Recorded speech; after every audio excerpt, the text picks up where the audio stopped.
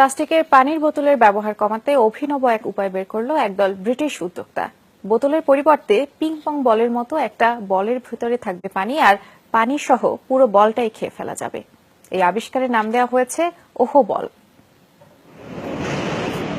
দেখতে ping pong বলের মতো হলেও এটি আসলে স্বচ্ছ পানির বোতল।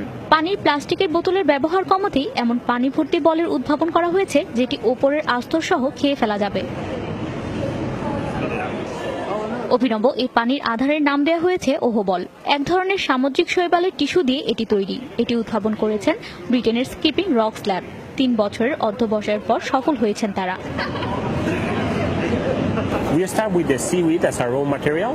ওহো বল সামুদ্রিক শৈবালের মেমব্রেন দিয়ে তৈরি, যা পানি কেন যে কোনো তরল বস্তু ধারণায় সক্ষম।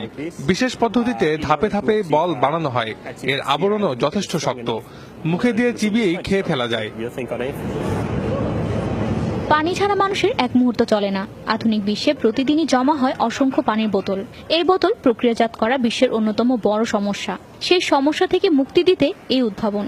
পরিবেশ বান্ধব ওহো বলের আবরণটা খেয়ে না ফেললেও ক্ষতি নেই। 4 থেকে 6 সপ্তাহের মধ্যে মাটির সাথে পুরোপুরি মিশে যাবে এটি।